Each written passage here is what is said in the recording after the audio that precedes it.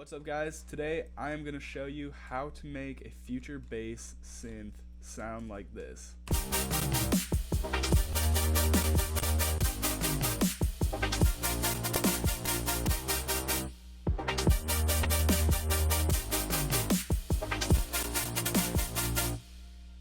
So I guess let's get right into it. So the chords that I wrote for this, pretty simple.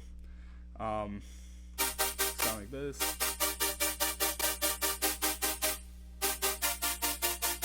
Alright, so I will initialize this preset, so we're back to square one. This is obviously made in Serum if you couldn't tell.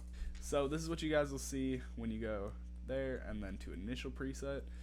It'll load up just like this. So the first thing you're going to want to do is turn on oscillator B, and we're going to turn both voices of unison all the way up. Then just go to basic shapes for both of them, and we'll start from there. So the first thing I did was I took this and I made it a saw wave, and then I made oscillator B a square wave. I also pitched up this wave by an octave, so it sounds like this now, instead of like this.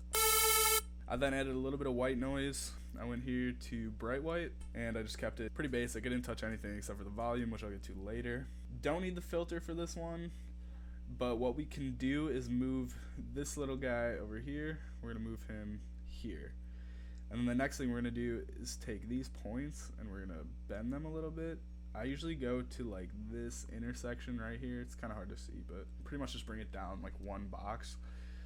The next thing we're going to do is we're going to turn both volumes down and also the volume on the white noise, and we're going to throw this LFO right on it.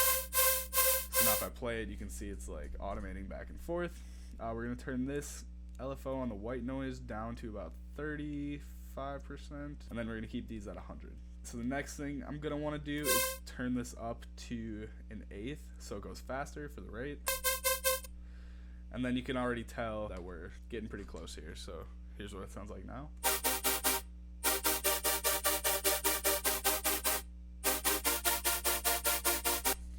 Okay. We're going to move into the effects section next, and what we're going to do there is we're going to add some hyperdimension. We're going to turn the mix all the way down, and we're going to bring this mix up to about 5%. So it's not too much, but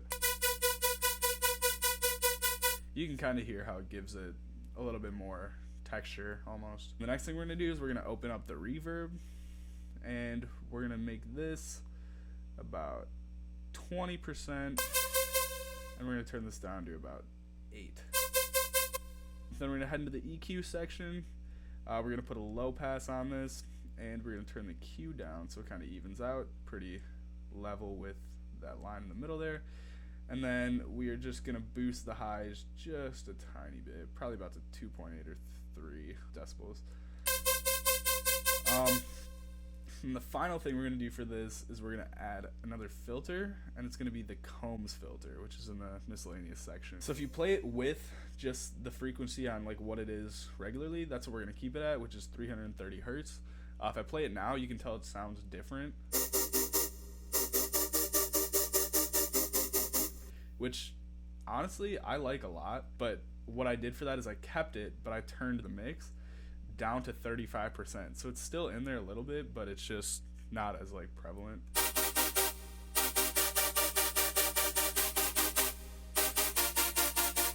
And I mean, that's pretty much the sound. You hear this sound a lot in a lot of future bass songs. The other thing I could also do is I could turn on the portamento feature. Let's try about 60 milliseconds.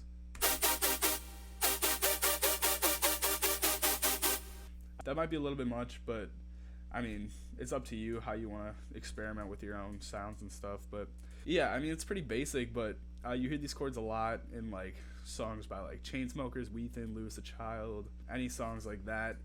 Those artists, a very good future bass sound, very clean, and yeah, it'll definitely boost your production skills up a lot. So anyways, thank you guys for liking, commenting, and subscribing, and let me run through this song one more time, and I hope you enjoyed. Thank you.